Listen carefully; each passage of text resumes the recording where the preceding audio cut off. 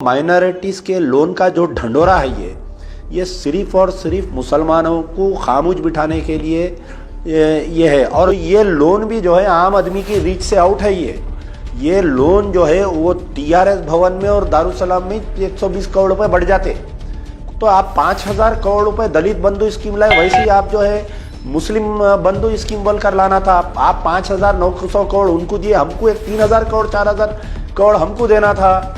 आज देखिए मजलिस इत्तेहादुल मुस्लिमीन मजबूत क़यादत का दावा करती है और ये बोलते कि मैं स्टीयरिंग हूँ, मैं जिधर चाहे उधर गाड़ी ले जा सकता हूँ। एक भाई बोलते कि मैं जिसको चाहे उसे तख्त पर लिटा सकता हूँ, उसको तख्त पर बिठा सकता हूँ। तो वो मजलिस की क़यादत की वो सलाहियत, वो ताकत कहाँ पर गई? 5,900 करोड़ रुपए दलित बंधु में और आपको भीख का चिप्पा 120 करोड़ रुपए का दे दिया आपको हाथ में। उन मुसलमानों को बैंक 20,000 रुपये का लोन देता, बताइए आप, और वो 20 भी नहीं देता, उन्हें भी 12,000 13,000 सैंक्शन करता, बहुत प्रेशर करे तो। और जिस तरीके से आपको अच्छा मालूम होगा कि रिसेंटली जब शहर में जो बारिश आई थी, घरों में पानी घुस गया, तो केसीआर साहब 10-10 हज़ार रुपये दिए बोल के ऐलान करे थे।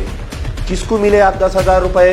वो जो पुराने शहर में मजलिस इत्तेहादुल मुस्लिमीन के कारकुन हैं उनको मिले पैसे, और जो तेलुगु देशम के वर्कर टीआरएस के वर्कर्स हैं उनको मिले।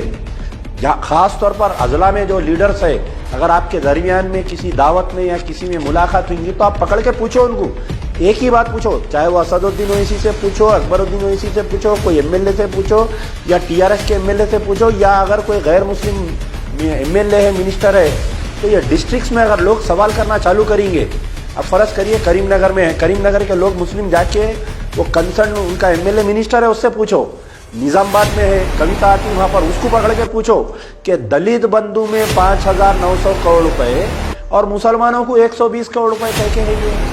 तो दलित बंधु स्कीम है, यानी हम माइनॉरिटीज से भी कम होंगे वो लोग दलित्स, तो उनके लिए 5,900 करोड़ रुपए का ऐलान किया गया और मुसलमानों के लिए सिर्फ 120 करोड़ रुपए।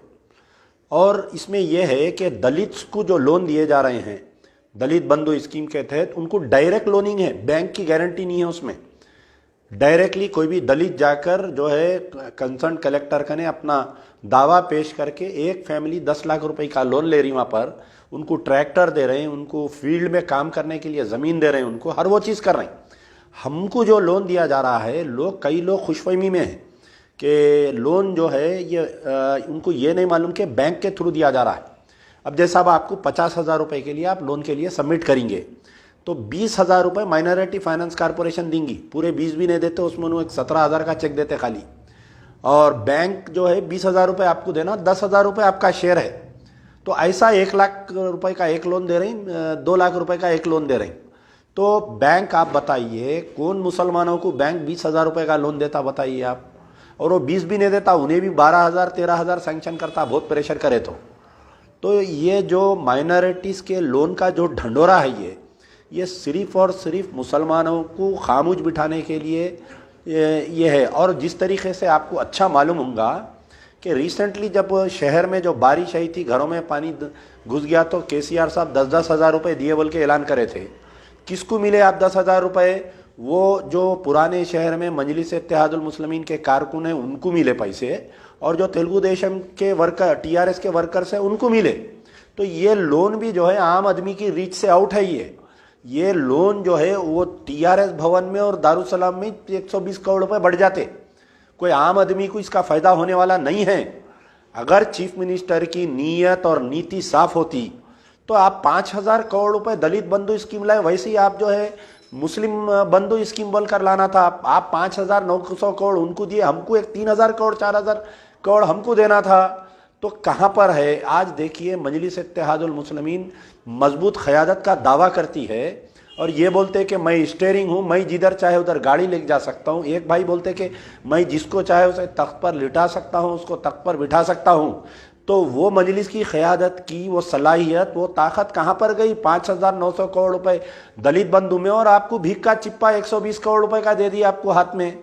वो बेचारे हमारे माइनॉरिटीज़ कमीशन के चेयरमैन क्या कर सकते? उन्हें शरीफ आदमी है बेचारा, कोशिश कर रहा, लेकिन यहाँ पर जो है सिर्फ और सिर्फ आपको बेवकूफ़ बनाया जा रहा है। ज़्यादा खुशफहमी में रहने की ज़रूरत नहीं है। अपने अपने कंसर्न एमएलए को सवाल करो, जो भी मुस्लिम एमएलए है टीआरएस के मुस्लिम एमएलए को, एमएलसी को, चेयरमैन को, सबको आप लोग सवाल करिए।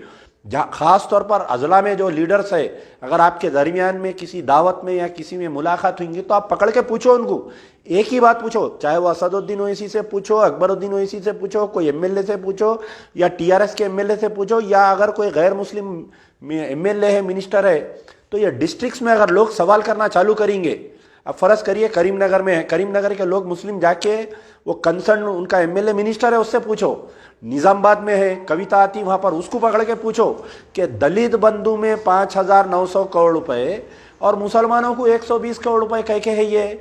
क्या हम, आप बताइए, हमारी हालत दलितों से बदतर है क्या बताइए आप? क्या हम वोट नहीं देते क्या बताइए? क्या मुस्लिम टीआरएस को वोट नहीं दिए क्या बताइए? 12% रिजर्वेशन तो किधर की खबर में दफन हो गया, वक्फ कमिश्नरेट किधर भाई गया नहीं मालूम, आलेर एनकाउंटर की तहकीकात किधर चले गई नहीं मालूम, 5 मस्जिदों को शहीद कर दिए वो नहीं मालूम। तो आखिर मुस्लिम क़यादत क्यों सवाल नहीं करनी भाई? ये मुस्लिम एमएलए एमपी जाके चीफ मिनिस्टर का गिरेबान क्यों नहीं पकड़ रहे हैं आप बताइए? हमारा मुतालिबा है कि ये 120 करोड़ रुपए ये भीख का चिप्पे की ज़रूरत नहीं है हमारे को। अगर गवर्नमेंट सीएम केसीआर केटीआर की अगर नीयत साफ है तो हमारे को भी जो है मुस्लिम बंधु स्कीम के तहत 5,000 करोड़ का ऐलान करिए, तो आप मुसलमानों के वोटों के हकदार रहेंगे। वरना वो दिन दूर नहीं कि ये मुसलमान वोटर जो है कांग्रेस को इख्तिदार से उतार सकते, तेलुगु देशम को इख्तिदार से उतार सकते, सियासी वनवास में भेज सकते, तो आपको भी इख्तिदार से